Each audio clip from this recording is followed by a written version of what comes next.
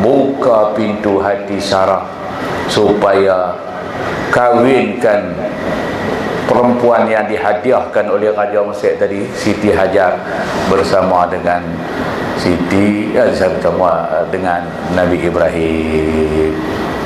Allah makbul doa, Rabbi habli minas salihin. Allah bagi lagu mana? Allah bagi, Allah Ta'ala buka pintu hati Siti Sarah, kawinkan Nabi Ibrahim dengan Siti Hajar. Tu dia tak minta lagu lain, minta anak juga. Bukan minta ya Allah bagilah kat aku bini seorang lagi, tak. Nabi Ibrahim tak kata itu. Tapi Allah nak bagi, ahlan wa sahlan, terima kan. Ni saya tak kata kat siapa-siapa, tuan-tuan.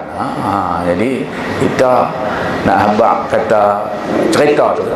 Tapi ni Siti Sarah zaman dululah. Siti Sarah lah, jangan nak mereka, no?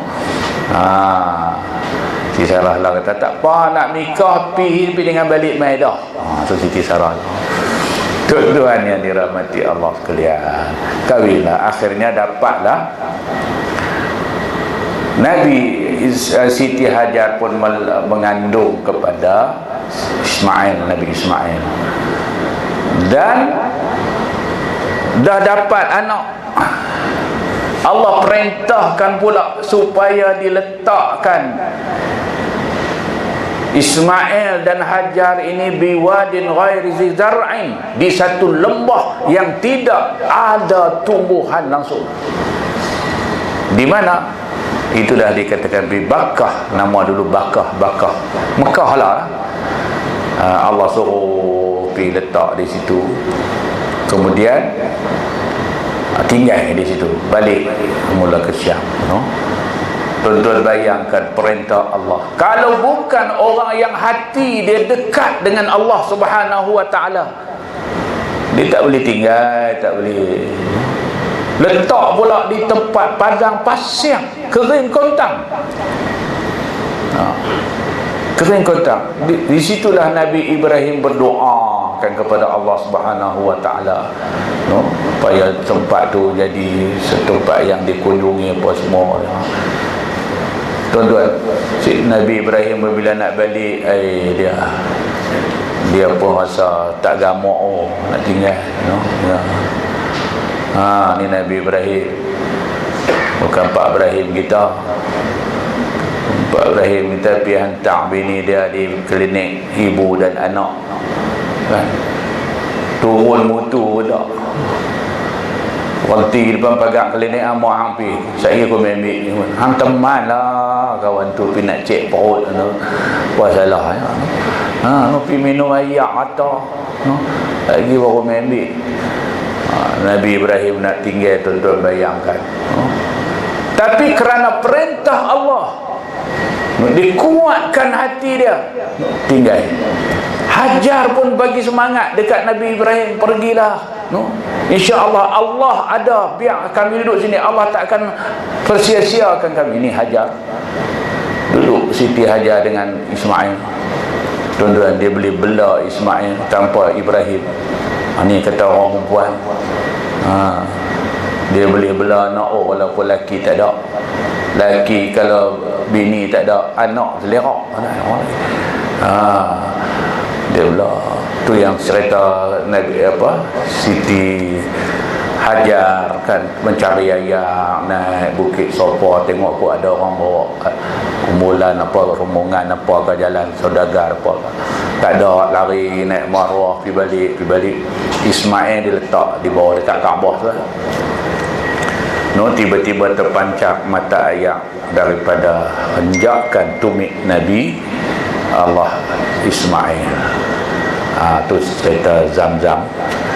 Kemudian Siti Hajar pun tengok air, dia pun sambil sekat, sambil dia kata Zam-Zam ya mubarak, Zam-Zam yang memberi berkat. Dapat cerita ni ke arwah Piramli, dia duduk atas tikar, dia kata Zam-Zam ala kazam. Tikar terbang.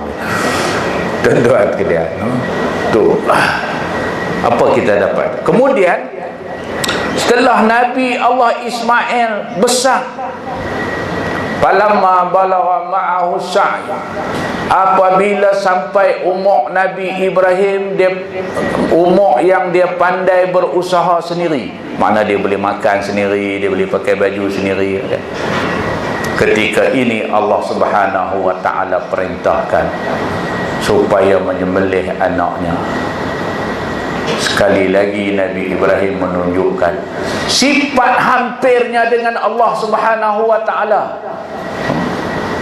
Dia sebagai seorang hamba berdepan dengan perintah Allah, maka terus bila tahu kata itu perintah Allah, dia perintah, dia beritahu kepada anak dia Ismail, ya bunayya inni ara fil manami an azbahuka fanzur madza tara. Wahai anak kesayanganku, ayah diberi wahyu untuk menyembelihmu. Apa pendapat engkau? Anak pun Allah bagi kat dia anak yang soleh sebagaimana didoakan oleh Nabi Ibrahim. Anak yang soleh. Lalu dia pun jawab, ya abati fa'al ma tu'mar satajiduni insyaallah minas sabirin. Wahai bapakku, kalau itu perintah Allah, jalankanlah, insya-Allah engkau akan dapati aku daripada kalangan orang-orang yang sabar. Tuan-tuan, puan-puan sekalian, apa kita nak ambil? Kenapa Nabi Ibrahim boleh tinggal Nabi Sarah, Siti Hajar dan Ismail? Kenapa Nabi Ibrahim sanggup dia dibakar? Kenapa Nabi Ibrahim sanggup menyembelih anaknya? Sebab hampirnya seorang hamba dengan Allah. Hampir dalam bahasa Arab dipanggil qaraba, qaraba. Maka sebab itu ibadat kita dinamakan kurban. Kurban dalam bahasa Arab maksud dekatnya, dekat. Bahasa Arab lah, bahasa Hindustan saya tak tahu ada juga qurbani. Qurbani. Dulu kalau kenori ikut Kubang Ulu ni, speaker dan tidur atas pokok nyok. Lagu qurbani tu qurbani. Kan? Dululah zaman kita tu depa Allah tak tahu lah, Allah semua canggih. Tuan-tuan yang dirahmati Allah sekalian, apa yang saya nak abang, inilah dia roh yang kita nak wujud dalam diri kita. Sama ada kita yang buat korban, kita yang tak buat korban, kita yang melalui Zulhijjah ni, dengan adanya sejarah peristiwa ni, kita dapat transfer roh korban yang ada dalam jiwa Nabi Ibrahim, satu keluarga, supaya hidup dalam diri kita dan keluarga kita. Korban apa? Berkorban untuk mentaati Allah. Jangan buat korban tiap-tiap tahun. Nak korban masa pergi sembahyang jemaah pun tak boleh. Korban tiap-tiap tahun. Nak korban, nak tutup aurat kerana perintah Allah pun duk tangguh-tangguh. Masa anak darah kata nanti menikah. Nikah cek tutup lah. Dah nikah tak tutup juga. Tu bila lagi? Nantilah. Boleh menantu cek tutup lah. Boleh menantu tak tutup lagi. Lah kali naik motor pergi pasar malam, belaga orang tutup dia. Tuan-tuan, dan dia nak tutup sendiri. Jangan tangguh. Nabi Ibrahim fikir sat saja. 8 Zulhijjah tu dia duk fikir. 9 Zulhijjah bila yakin itu adalah perintah Allah, dia terus habang ke anak dia. Inni ara fil manami an azbuka. Tuan-tuan, jadi roh ni, semangat ni lah kena ada. Inilah dia seorang hamba di sisi Allah Subhanahu wa ta'ala. Apa yang Allah perintah, kita tak ada hak nak menyanggah. Baik perintah Allah, baik hukum Allah, kena terima. Kita sebagai seorang hamba, apa yang kita ada, siapa kita nak sanggah Allah, apatah lagi siapa kita nak kata hak kita buat ni lebih baik daripada hak Allah Subhanahu wa ta'ala. Tuan-tuan, jiwa ni yang kita nak hidupkan dalam diri kita, satu keluarga kita. Tu kita melalui ibadah korban yang kita buat. Tidak ada makna kita berkorban, tapi kita masih buat apa yang Allah larang. Allah larang riba, masih duk main dengan riba. Allah haram rasuah, rasuah pembalas tuan-tuan, korban buat. Allah haramkan judi, duk main. Ini budak-budak lah, tuan-tuan, kita tengok lah, malam-malam mereka tak tidur, dia pegang handphone tengok, dia ada judi online lah, no? Judi online, dia pergi top up, kita nak benteras benda ni, kita tak mau tengok benda yang Allah murka, yang Allah larang, ada dalam rumah kita, ada dalam rumah kita. Sebab apa kita ambil semangat Nabi Ibrahim, no? Apabila kita berada di bulan Zulhijjah ini, bapa manusia yang hebat, no? Tuan-tuan, yang diutus oleh Allah Subhanahu wa taala sebagai nabi yang ke-6. Nabi Ibrahim nabi yang ke-6 dalam sejarah Rasul, dia yang ke-6. Allah utus ni sebagai contoh kepada kita untuk menjadi seorang hamba yang akan mendapat kebahagiaan di dunia dan juga di akhirat Allah Subhanahu wa taala. Jadi itu yang kita nak ambil. Kalau kita seorang isteri, nak contohi bagaimana Siti Sarah punya pengorbanan, bagaimana pengorbanan Siti Hajar. Sebab tu sesuai nama dia pun Hajar.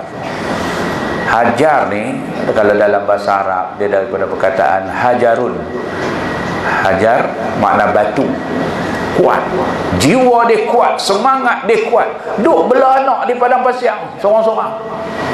Tapi dengan pertolongan Allah, dengan doa Nabi Ibrahim, kerana itu perintah Allah.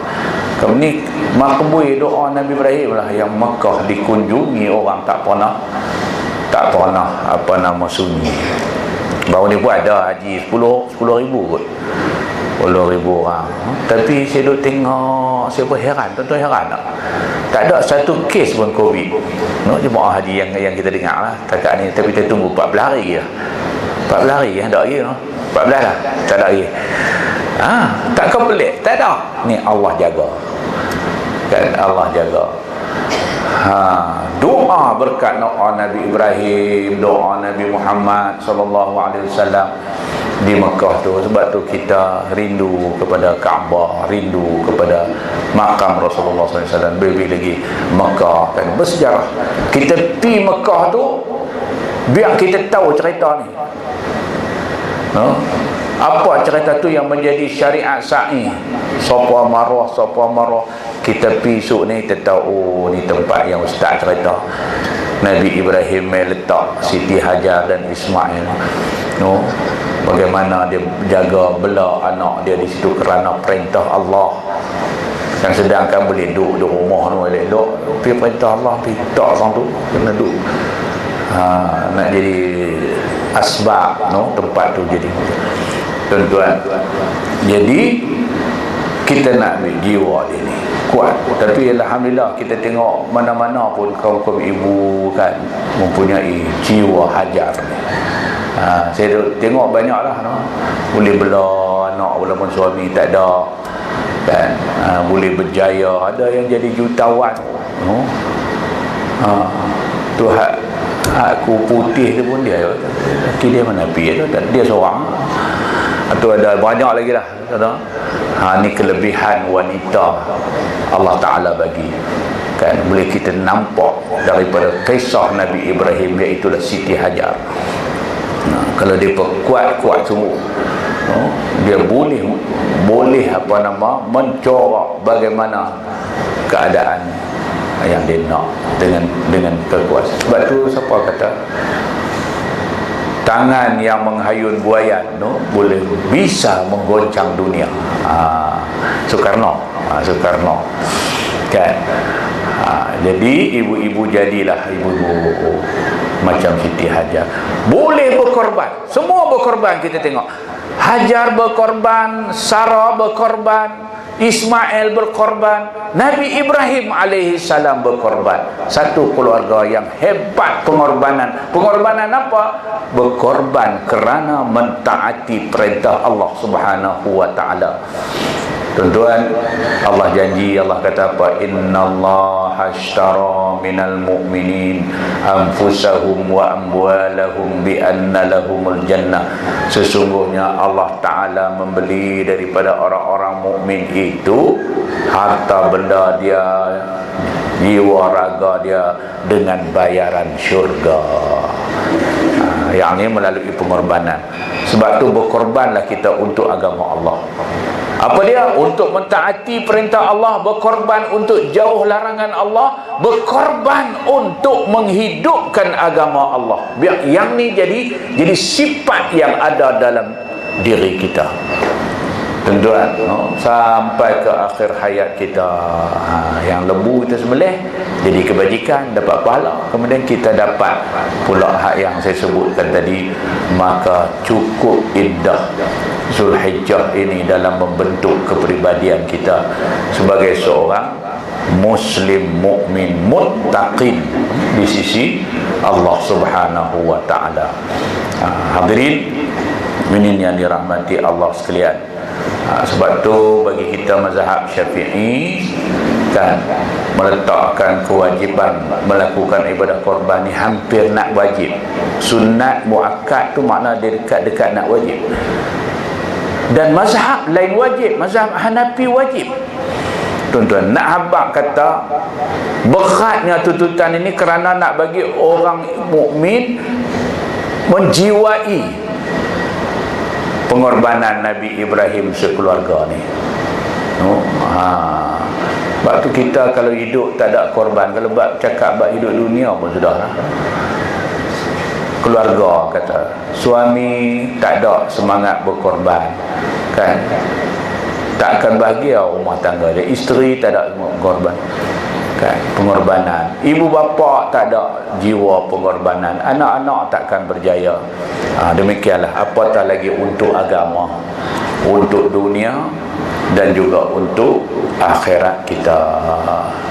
Hadirin mukminin yang dirahmati Allah sekalian, sebenarnya Covid kita tak boleh panjang-panjang, SOP. Kalau di masjid dia masuk Isya berhenti. Saya pun dah mula dah 20 masjid. Saya tak ada apa masuk Isya dia pun pesan masuk Isya berhenti tak. Dia kata awak kalau lajak juga Covid mai. Apa dah. Jadi kita patuhlah SOP kita. Jadi tuan-tuan dan puan-puan sekalian, kita sudah berada di penghujung bulan Zulhijjah dan kita akan sambut pula tahun baru 1442 Hijrah. Lebih kurang 11 hari lagi. Saya komputer ada tepi, dia tekan dia jawab terus. Jadi kita nak sambut pula hijrah dengan cerita hijrah pula. Tengok tak henti kita. Allah tinggalkan kepada kita sejarah yang dirakam dalam Quran nak bagi iman kita kuat. Pas bulan dan itu Ramadan, nuzul Quran, lepas tu ni apa Zulhijjah, mai pula Muharram.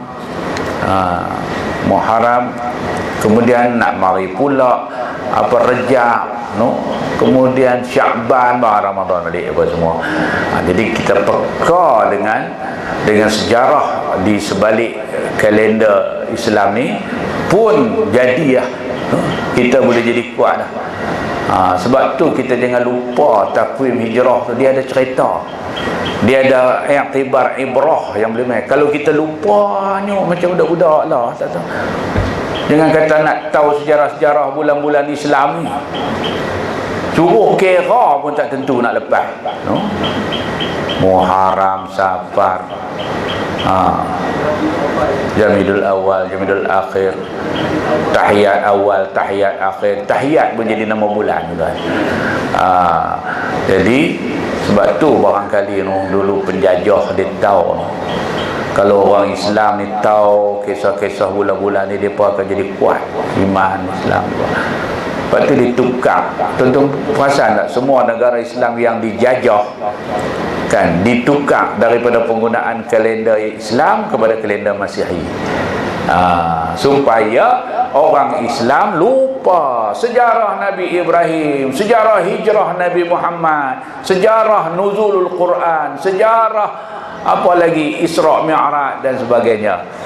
Jadi pakai yang ulang putih yang dia tahu apa nama mai bulan 2 apa dia panggil apa, hari apa, hari Valentine, hari kekasih. Saya pun dulu ingat masuk bulan 4 tu jaga takut orang kena April Fool. Last kali Bloody Fool lebih semua. Jadi kita lupa. Jadi tuan-tuan saya ingat itulah sebagai sembang-sembang Zulhijjah lah, penutup bulan Zulhijjah. Mudah-mudahan apa yang kita bincangkan pagi ini dapat memberi peringatan pada kita bersama dalam kita sama-sama bermujahadah dalam diri masing-masing melalui pengajian kita ni supaya iman Islam kita semakin cantik. Jadilah kalau had tu yang kita dapat di Darul Wahdah ni, lama kita duduk main, kita semakin elok, semakin cantik.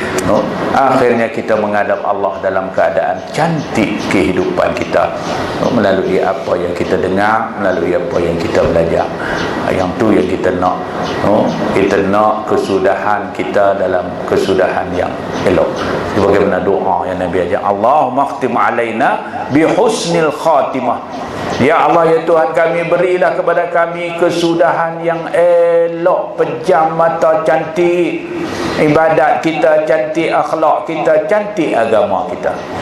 Wala takhtim alaina bisu'il khatimah. Janganlah engkau ya Allah tamatkan kehidupan kami dengan penamatan yang buruk, yang jahat. Yang ni kita tak mau. Itulah nak pastikan kita berada dalam husnul khatimah. Maka kita sentiasa lazim dengan majlis ilmu, dengar nasihat agama, dan juga kita berubah dalam diri kita, insya-Allah. Jadilah dekat tu. Wallahu a'lam. Bismillahirrahmanirrahim. Alhamdulillahirabbil alamin. Wassalatu wassalamu ala sayyidil mursalin wa ala alihi wa sahbihi ajma'in. Allahumma rabbana taqabbal minna innaka antas samiul alim.